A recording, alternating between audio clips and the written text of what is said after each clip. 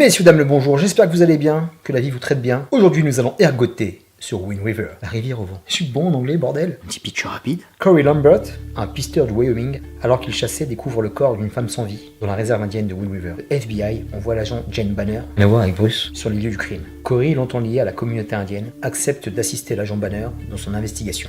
Au départ, j'avais deux motivations pour aller voir ce film. J'ai vu l'affiche, j'ai vu Jeremy Renner que j'apprécie énormément, j'ai vu la neige. Je me suis dit que ça allait être un survival. Je suis un peu trompé, et à ma grande surprise, c'est un thriller beaucoup plus profond et à charge que je le pensais. Cool, je m'attendais pas du tout à ça. Jeremy Renner fait partie des acteurs caméléons de Hollywood, une bonne tête qui passe partout. Depuis ses premiers films, ce gars est apprécié de tous.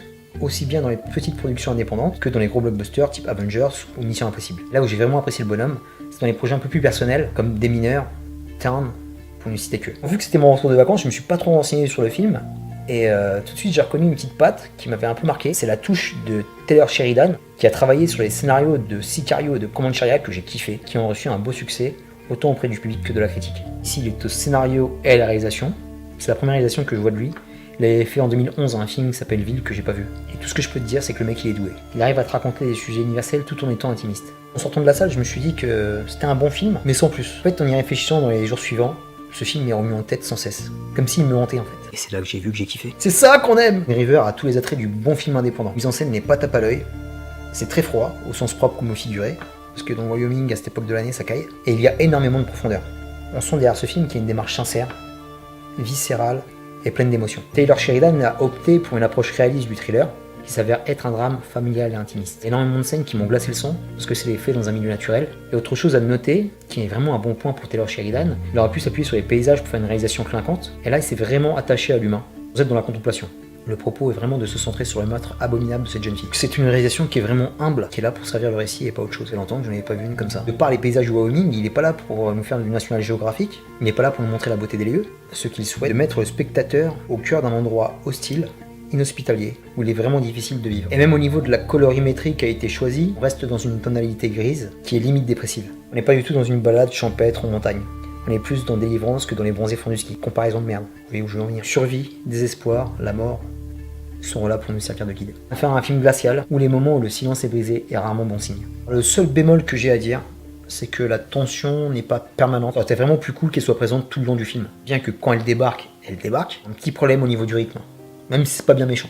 On n'est pas du tout dans un film d'action, mais dès que ça part, c'est bien violent. On s'en prend plein la pomme. On est toujours dans le réalisme, donc les actions sont plutôt courtes, mais efficaces. Un coup de gun porté, on sent que ça fait mal. Et l'ami Jeremy Renner, dès qu'il porte une arme, il n'est pas là pour blaguer. Là où le film m'a vraiment touché, c'est qu'on parle de faits divers avérés aux États-Unis, qui touchent les natifs indiens américains. Ils sont considérés et traités comme des rebuts de la société, et leurs femmes sont totalement invisibles. Les chiffres donnés à la fin dans le générique sont totalement édifiants. Ça fait froid dans le dos, on parle quasi jamais. Il n'en reste pas mal, parqués dans des réserves, qui sont de véritables zones de non-droit. Très peu de main d'œuvre pour faire exercer la loi. Ils ont très peu d'interaction avec les autres polices, qui eux appartiennent au gouvernement américain.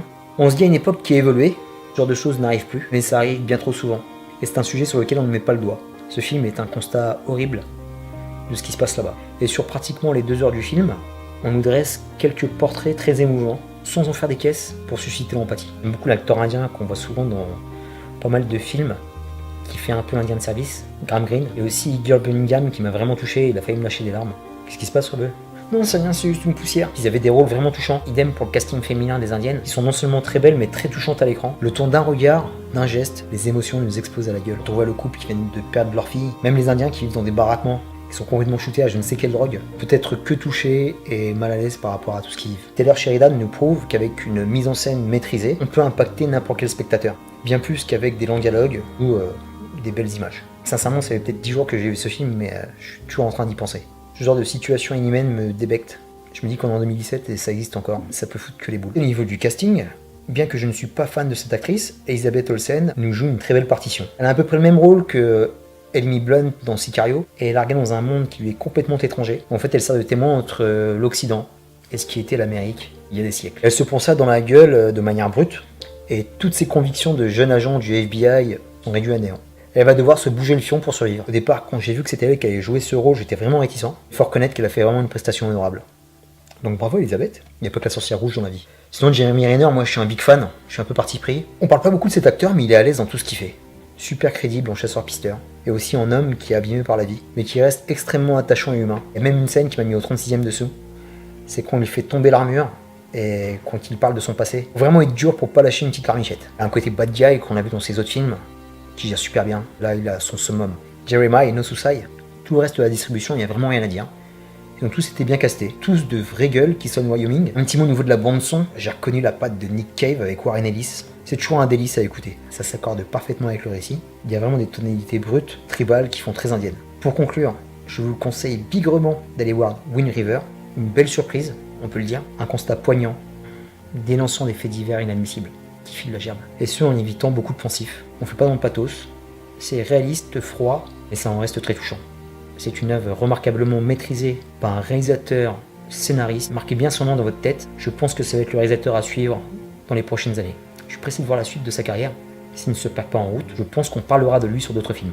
C'est du lourd. Terminus pour Wind River, La Rivière au Vent. Je vous dis à très bientôt pour une prochaine vidéo. C'était Ruben des Bois Chronicles. Je vous fais plein de gros bisous. Peace.